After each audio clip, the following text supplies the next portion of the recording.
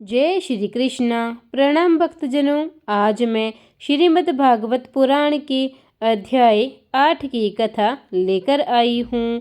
खल मास में श्रीमद् भागवत पुराण को सुनने मात्र से सभी पाप नष्ट हो जाते हैं और मन चाहे वरदान की प्राप्ति होती है।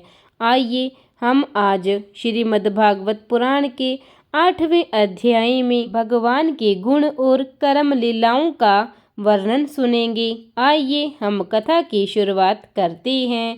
निर्विकार चैतन्य मात्र भगवान के गुण और कर्म लीला युक्त कैसे हो सकते हैं।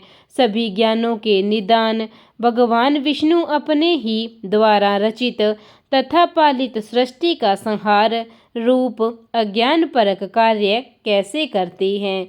जब एक ही रूप ईश्वर सभी प्राणियों में है तो सभी प्राणी दुख रहित क्यों रहते हैं। मैत्रेयी जी बोले, हे महात्मन, शरीर के सुख दुख तो जीव का धर्म है। हाँ, यह बात अवश्य है कि इन शरीर धर्मों से निवृत्त होने के लिए भगवान का भजन आवश्यक है। जैसे स्वप्न में जागृत होने पर स्वप्न के दुख समाप्त हो जाते हैं, उसी प्रकार भगवान का भजन करने से मानव के सांसारिक कष्ट, रोग, शोक, मोह और दुख आदि समाप्त हो जाते हैं। वस्तुतः इस देह आदि की आसक्ति का मूल अज्ञान है। दो प्रकार के जीव संसार में सुखी रहते हैं। पहला अज्ञानी अर्थात विषय की गति अगति से अपरिचित। दूसरा ज्ञानी मन, वचन और कर्म से भगवान में भक्ति रखने वाले। दुख वे लोग उठाते हैं जो इन दोनों की स्थिति के बीच में रहते हैं। इसके बाद विदुर जी ने पूछा कि किस प्रकार का एक प्राण से 10 प्रकार के प्राणों की उत्पत्ति होती है। ब्रह्मा आदि और उनसे अन्य प्रजापतियों की उत्पत्ति होती है।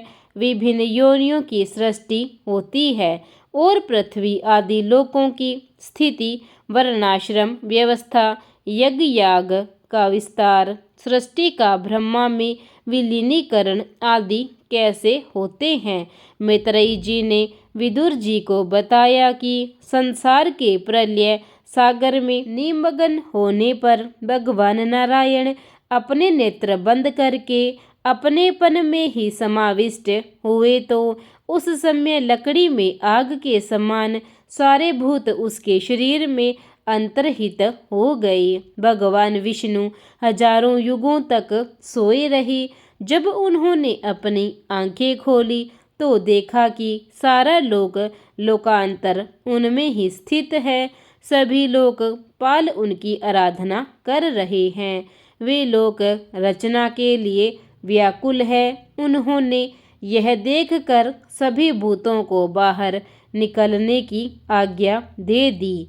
तब भगवान की नाभि से प्रकाशमान दिव्य कमल निकला। फिर विष्णु जी उस कमल में प्रवेश कर गए और उस रूप में वे स्वयं ब्रह्मा कहलाए। स्वयंभू उन्हीं का नाम है। जब ब्रह्मा ने गर्दन घुमाई तो 4 मुख वाले हो गए। उनके 4 मुख ही 4 दिशाएं हैं। बहुत समय तक ब्रह्मा जी निर्विकार भाव से पड़े रहे।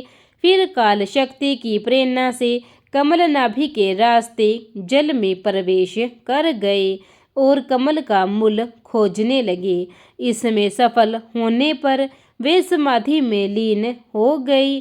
100 वर्षों की समाधि के बाद उन्हें भगवान के दिव्य रूप के दर्शन हुए। इस समय उन्होंने देखा कि भगवान की नाभि रूप तड़ांग ही उनका जन्म स्थल है, कमल उसका मूल है। इसके उपरांत उन्हें एक एक करके जल, पवन, आकाश आदि दिखाई देने लगे। यह सब कुछ देखने के बाद ब्रह्मा जी ने भगवान से पूर्ववत सृष्टि की रचना के लिए शक्ति पाने की प्रार्थना की।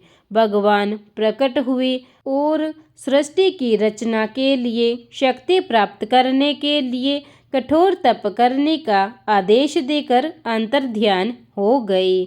ब्रह्मा जी ने भगवान की आज्ञा का पालन करने के लिए उसी कमल पर बैठकर देवी का हजारों वर्षों तक तप किया। उस तप की शक्ति से ब्रह्मा जी को सिद्धि प्राप्त हुई और उससे उन्होंने अपार जल राशि को आकाश में व्याप्त किया।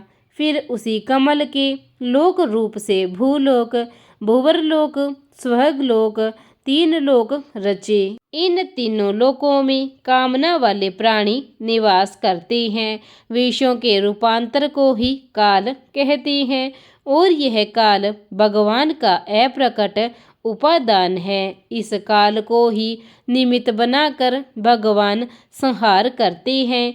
यह संसार जगत तीनों कालों में से एक सा रहता है और इस जगत का त्रिविधि काल द्रव्य तथा गुण के द्वारा प्रलय होता है। इसके अतिरिक्त विषयों के रूपांतर के समान सृष्टि के प्रलय के मूल कारण में भी काल ही स्थित है। काल का स्वरूप और प्रमाण बताते हुए वे कहते हैं कि परमाणु पृथ्वी का अविभाज्य और सूक्ष्मतम अंश कहलाता है। दो परमाणुओं के मिलने से एक अणु, तीन अणुओं के मिलने से एक त्रिश्रेणु कहलाता है। तीन त्रिश्रेणुओं को पार करने से सूर्य को लगने वाला समय एक त्रुटि कहलाता है। त्रुटि का 100 गुना समय एक वेग, तीन वेग के मिलने से एक लव, तीन लवों के संयोग से एक निमेष, तीन निमेषों के योग से एक क्षण बनता है। 5 क्षणों की काष्ठा होती है। 15 काष्ठाओं का एक लघु, 15 लघुओं की एक नाड़िका, 2 नाड़िकाओं का एक मुहूर्त होता है। 6 या 7 मुहूर्तों का एक प्रहर होता है।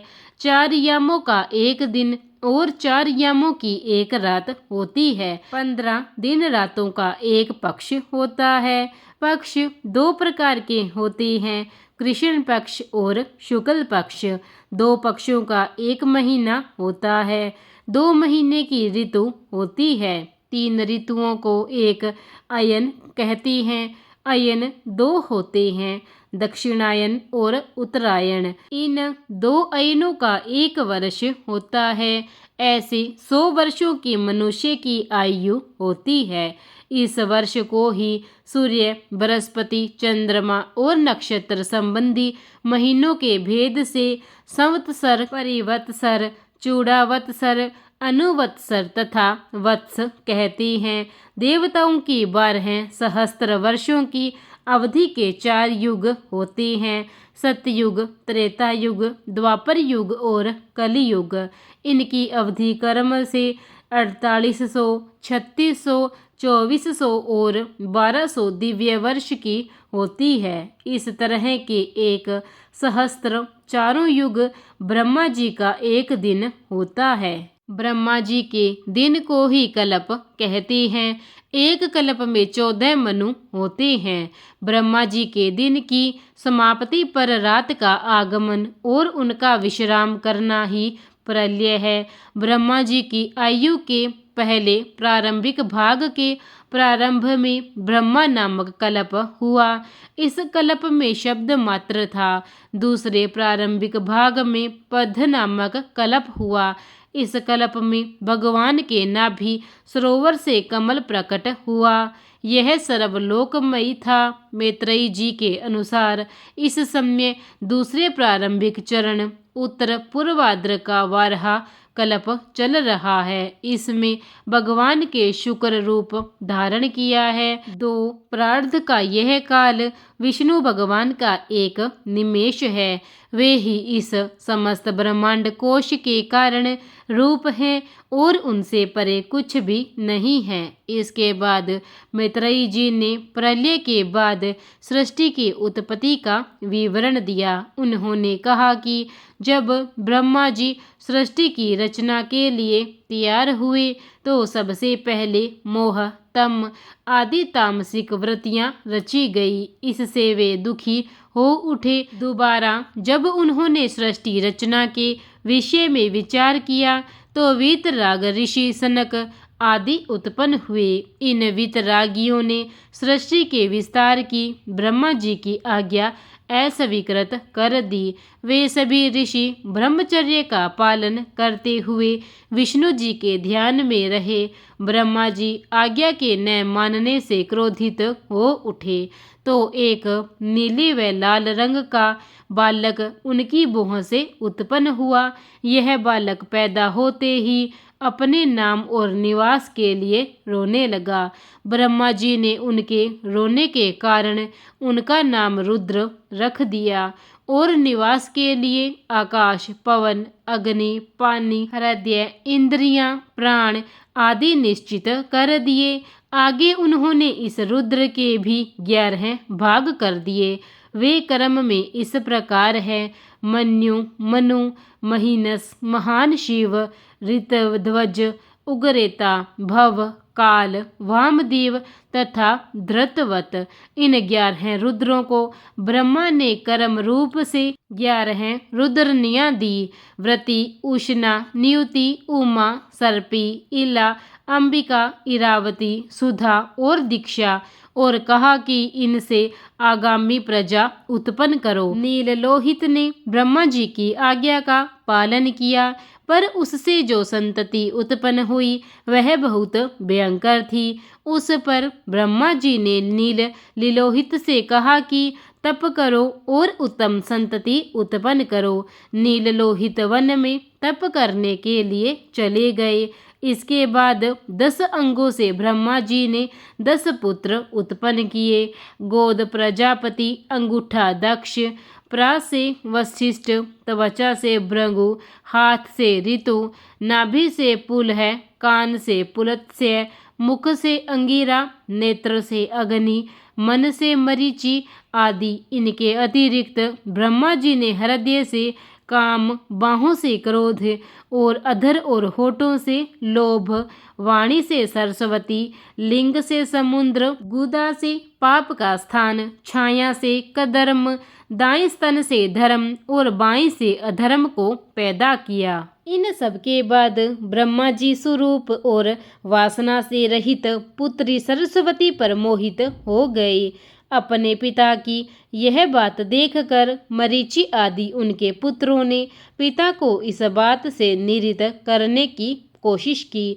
जब ब्रह्मा जी को अपने कर्म का एहसास विवेक जागने पर हुआ तब वे बहुत लज्जित हुए और तत्काल उन्होंने अपना शरीर त्याग दिया। उनका यह छोड़ा हुआ शरीर ही दिशाओं में व्याप्त कोहरा और अंधकार है। पहला शरीर त्यागने पर जिससे कोहरा और अंधकार उत्पन्न हुए थे और दूसरा शरीर धारण करने के बाद जब उन्होंने देखा कि मरीचि आदि ऋषि का विस्तार नहीं कर रहे हैं तो उन्हें चिंता हुई। इस चिंता से उसी अवस्था में उनका शरीर पुरुष और स्त्री 2 भागों में विभक्त हो गया। पुरुष का नाम स्वयंभुव मनु और स्त्री का नाम शतरूपा है। और फिर मनु और शतरूपा द्वारा 5 संतानें, 2 पुत्र प्रियव्रत और उतानपाद तथा 3 कन्याएं आकृति, देवहूति और परसुति उत्पन्न हुई। उन्होंने अपनी 3 पुत्रियों का विवाह रुचि, कदर्म और दक्ष प्रजापतियों से किया। इनसे ही आगे सृष्टि का विस्तार हुआ। इसी प्रकार श्रीमद्भागवत पुराण के कथा अध्याय 8 की यही समापन होता है। इसके आगे की कथा हम अध्याय 9 में सुनेंगे, जिसमें हम सृष्टि रचना का विवरण विस्तार से सुनेंगे। तब तक के लिए प्रेम से बोलिए जय श्री कृष्णा। विष्णु महाराज की जय। प्रिय भक्तजनों, अगर आपको मेरे श्रीमद्भागवत पुराण के अध्याय अच्छे लग रहे हैं तो इन्हें लाइक कीजिए और चैनल को सब्सक्राइब करना ना भूलें, ताकि नित्य मेरी सभी कथाएं सबसे पहले आप सब तक पहुंचती रहे। धन्यवाद।